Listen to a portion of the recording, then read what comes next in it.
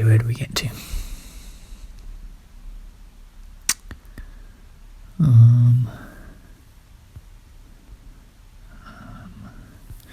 For some people it requires less effort to put effort into things. Not to say they are better, and so can do things with less effort, but that effort itself requires effort. Okay.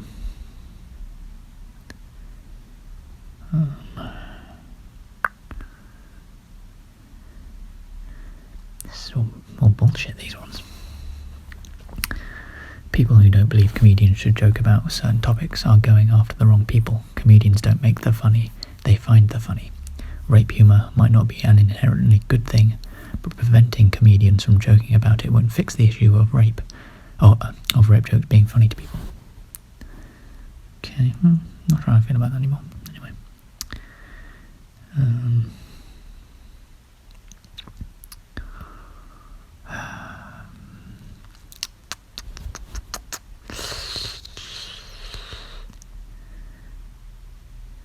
What on earth is that?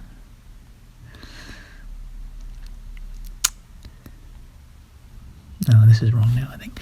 Morality is awareness of self. In fact, morality is subjective in that all people have their own opinions of what constitutes moral behaviour, but there are some moral frameworks which satisfy more moral opinions than others. True morality is that which satisfies the most moral interpretations most fully. I think part of the appeal of writing a book rather than using some kind of digital format, even though they're more consumable and accessible, is precisely for those reasons. It comes with a sort of elitism. Your knowledge is only accessible to those smart enough to read it, which is ultimately greedy, and whilst writing a book isn't irrelevant, it is obsolete in the respect outlined above. However, since accessibility should be maximised, it should still be utilised as one format, but not exclusively. Books serve a purpose, but to commit exclusively to them is to limit potential and perpetuate elitism. I guess audiobooks are one way around that. Okay.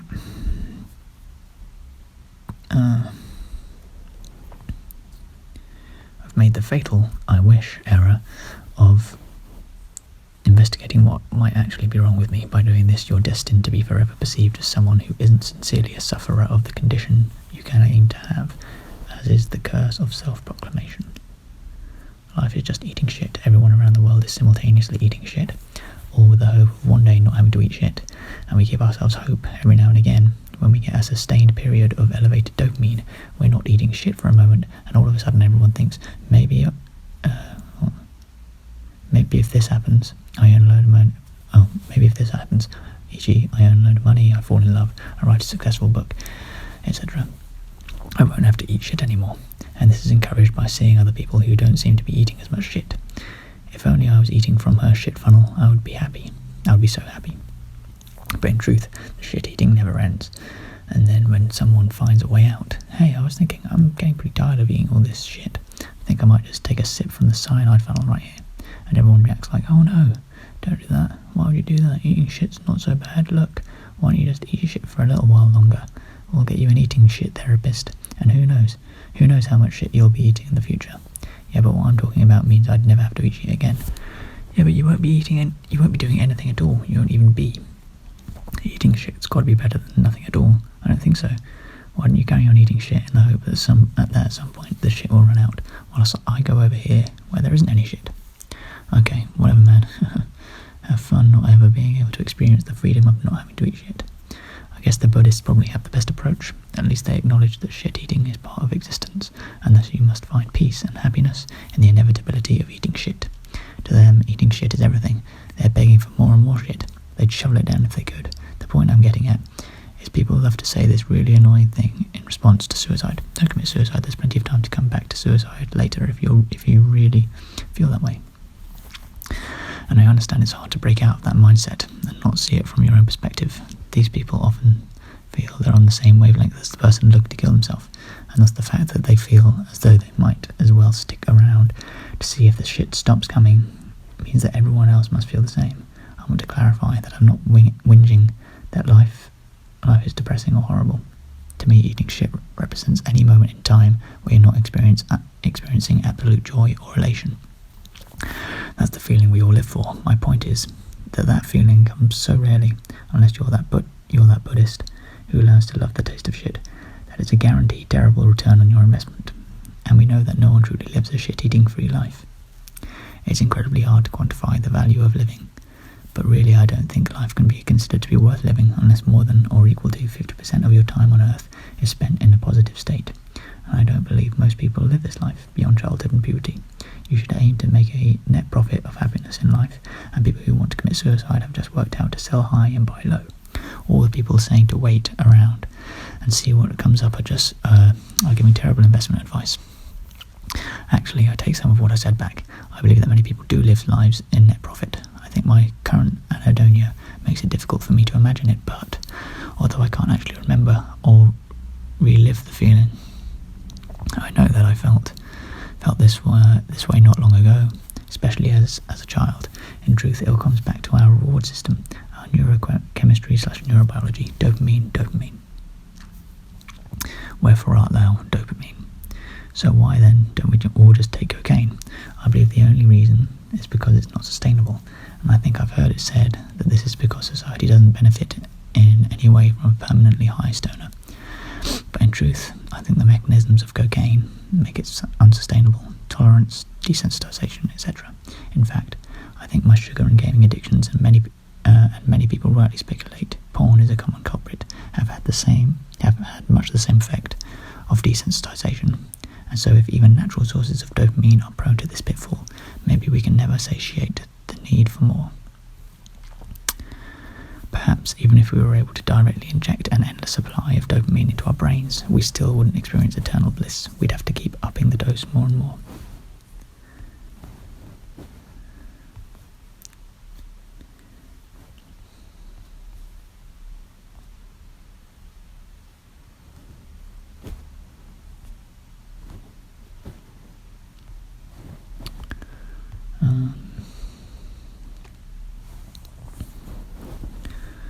Still nothing here.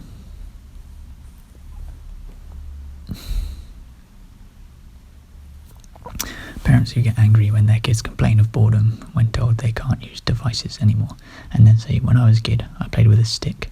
Well, yes, but imagine how your child self would have reacted if in the middle of playing with your stick someone told you you can't play with your stick anymore. If we lived in a world where a small percentage of the population were mutants with superpowers, would you be happy just to live as a human being? We do live in this world. These people do exist. Nikola Tesla, Albert Einstein, John von Neumann. People who didn't work hard to get their powers. They honed them, yes, but no one who doesn't start with the power in the first place could ever work to compete with them. We are the extras in a movie we didn't sign up for. I'm simply resigning. I'm just bored, and things that don't bore me only make me angry. Well, this is quite a depressing little series. I truly believe that from a philosophical perspective, there simply aren't enough reasons to live, aside from the pleasure that can be derived from living with a healthy neurochemical balance, whilst ignorant of the aforementioned fact. I would absolutely be on board with living in this state, provided I really was ignorant. However, once you're aware of this illusion, you cannot fully immerse yourself in it, and the veil is lifted. Oh, very profound and pretentiously profound. I think a good indicator of how conscious something is whether it communicates ideas with other beings, and how complex these ideas are, and the method of conveyance is as well. I find it hard to believe that there isn't a fairly strong link between a being's ability to communicate with itself, which I think is an extremely large part of what consciousness is, and its ability to communicate with things similar to itself. In unfaithful occurrences in relationships, the responsibility always falls upon the person who was in a relationship in the first place, unless of course they were manipulated or forced, but the blame in this case is for a different reason. If both people were in other relationships at the time, the blame falls on both parties. However, in all cases, the person who is the victim of the unfaithful partner should always direct their judgment, never violently, upon their partner. They were the one who had made a commitment to uphold, not the person outside of the relationship. monogamy. I would not be able to maintain a relationship with someone who was not monogamous with me. Whilst I realise that being in love requires you to make sacrifices as you should desire whatever makes your partner happiest, I also believe that the love must be mutual, and so whilst it would demonstrate love on my part to allow them to behave polygamously, the negative impact it would have on me would always outweigh the positive impact it would have on them. Therefore, the love would never be mutual, for if it were, they would make the less impactful sacrifice of committing to monogamy. There is a language barrier between all of us. If it's true that we need purpose to be happy, and therefore the purpose of the purpose is to make us feel happy, or, well, more accurately, contentment. In truth, your purpose should be to make you happy, whether this requires you to be altruistic, as this is something that makes you happy, is irrelevant really. So what of the murderer? If murder is the only thing that can make them happy, and a life without murder is miserable, I would say that for them, murder is the right thing to do. Obviously, I think they should sacrifice their own feelings for the good of the whole, but unless this sacrifice brings them some reconciliatory good feelings, it is not the right choice for them. Everyone should live for themselves. The important thing to realise, however, is that often the best way to live for oneself is to live for others. You must look at the bigger picture and attempt to account for the feelings incurred by building relationships and acting charitably. No matter what reason people believe they do something, it should ultimately be done in order to make them feel good. So it's hedonism, but you gotta look at it. You'd never be able to actually calculate it, but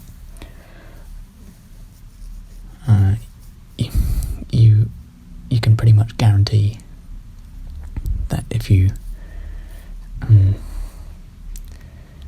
there are some things that you can almost guarantee will return a certain level of good feelings. So even the decision to put the well-being and happiness of others before your own should be done in order to make yourself happy. Again, content works better here. Oh, content.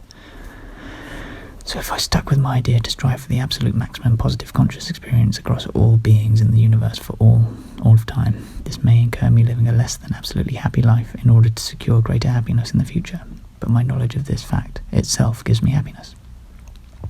Basically, hedonism that considers the big picture, and so that is the job of society and culture, particularly the arts, to associate the things which infer the greatest happiness for the whole with an intrinsic happiness for the self.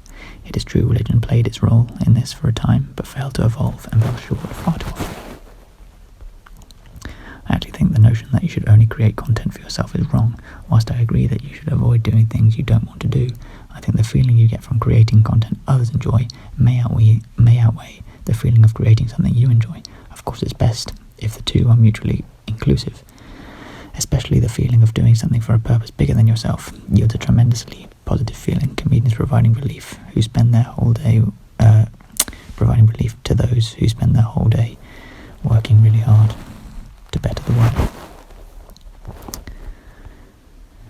There are some things in life that can't be achieved through effort. I want to be the world's greatest genius. I will never be able to achieve this on account of my genes.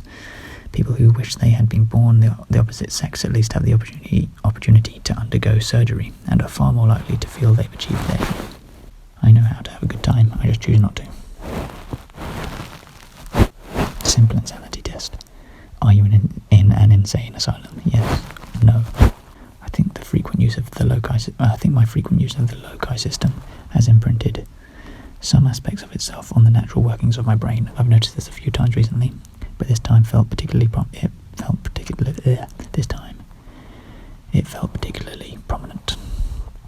I was imagining a scenario where I was discussing something about myself with an imaginary character, probably the most common form of daydreaming my brain lapses into. In fact, probably my most common way of thinking. I happened to be discussing in the setting of being a guest on a podcast or radio show, or something in this scenario. I was explaining my relationships with women throughout the years. However, despite imagining myself to be at a point in my life that isn't the present and a place I'm not familiar with, a radio station for example, I wasn't actually picturing these as my surroundings. Rather, I was in the mundane situation of queuing in the fresh shop on campus. The words I was thinking and the content of my speech had absolutely no relationship with the environment, and whilst my perceived self You might have to be on a radio show. That body through whose eyes I was seeing was queuing mindlessly. Also, it became clear to me, the real me, that as I thought or spoke on the radio, I progressed in the queue, so that certain ideas became loosely associated with the points in the queue, so much so that the completely unrelated person in the queue could be made to teleport back to an earlier point in the queue to remember a specific thought. It was like an effortless means of keeping track of the order of thoughts. There are at least 3 types of suicide, and the distinction is critical, as they are nothing unlike in motive romantic suicide describes all those that are rooted in a deluded sense of or lack of grandeur. This is often referred to as a cry for help or attention, which is often true, but doesn't quite address the real cause, which is a desire to radically change the way you are viewed by others. Logical suicide, of course. I claim to be of this persuasion, but so would everyone, so it's hard to believe someone on their word alone. It is the result of arduous thought and reasoning, ultimately coming to a conclusion the subject had never really considered, and to which there can only be a few solutions. The most obvious of which, and likely the most logical, depending on the individual's own preferences, is suicide. Thirdly, although probably not the final one, is done out of pure despair. There can be crossover with logical suicide, especially if unavoidable agony is present. However, it is also possible for suicide to be nothing more than a means to an end, with little thought necessary. The romantic suicidal doesn't truly want to do it. They desperately want to live, just not as themselves. The logical suicidal wishes to die so as not to exist at all, regardless of who they could be. YouTube is great for stand-up because if you're doing an interview or just talking to anyone really, you can just refer them to video evidence that proves you're funny. Look, that's me. See how everyone's laughing? That means I'm funny. So now you have to accept that I'm funny. You don't think I am. Though I know not what the future holds, the past is purely... though I know not what the future holds, the past is surely behind me. That's the worst thing I've ever written on this phone. Well done, Olds. Well fucking done, sunshine. It struck me as rather odd recently, not in the sense that I wish it weren't so, but just peculiar. That it's so ingrained in us that most of us don't find teens/children attractive. Bear with me. It seems strange that one day I could fancy a teenager. Oh, no. One day if you fancy a teenager, you're a paedophile. But if the next day is their birthday, you just like... Oh, no, sorry. Yeah, if the next day is their birthday, you just like younger women. Especially considering most of us have feelings towards the opposite sex. During childhood, it's fortunate most of us develop our preferences as we age. My point is that aging is clearly gradual and extremely individualistic, so it struck me as interesting that our correct by the way, views on appropriate feelings towards different age groups is so uniform and clear-cut. The only thing that matters in this life is making as many people feel good as possible, as much as possible, including yourself.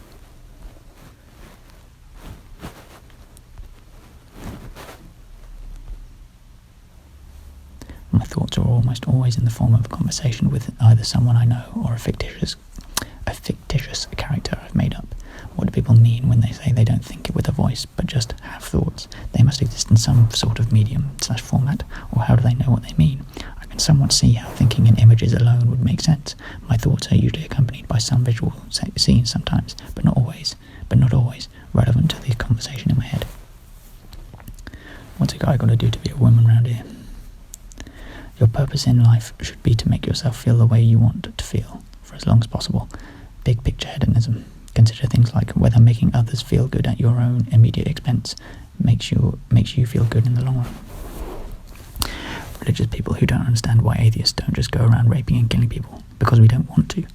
Are they seriously saying that without a God telling them what to do, not directly of course, because that would make too much sense, they would just go around raping and killing? If the only thing stopping you from raping and killing everyone you meet is an imaginary God telling you not to, you have a more serious problem than delusion alone.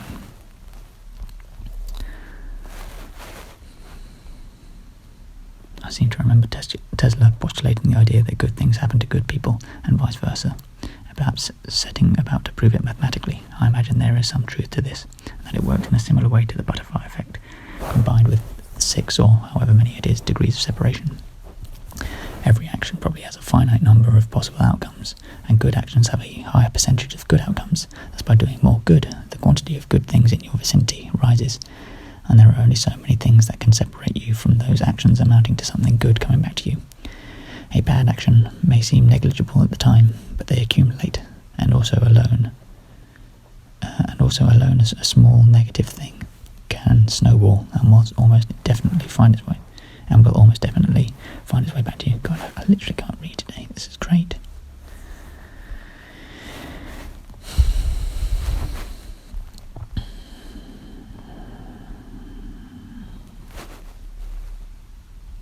The only form of persuasion that can ever be effective or even justifiable relies on convincing someone how the proposition will impact their subjective experience, even in matters of convincing someone to devote themselves to a greater cause that may seem entirely at odds with their character. This can only be done by depicting how accepting the proposition will affect them. Take religion, for example. People are convinced to devote themselves to a higher power, and whilst the arguments used talk of their selfless sacrifice to this divine being, they would fall flat if it wasn't associated with this subjective experience of believing yourself to be a good person and the feelings this provokes. Similarly, with charity.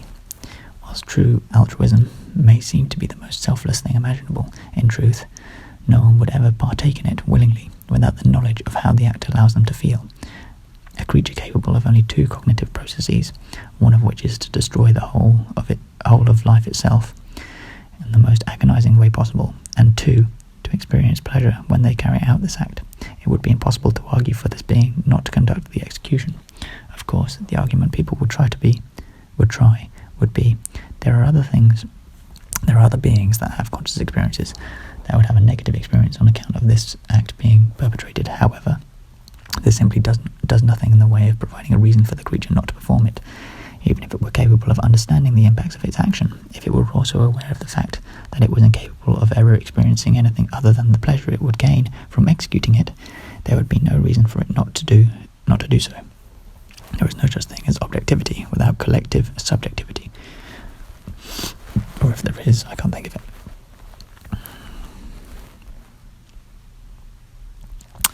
Okay, well, there are a lot there that didn't really work very well. So, okay, Ollie. Night. I love you. You're so great. And you're just this. Come here.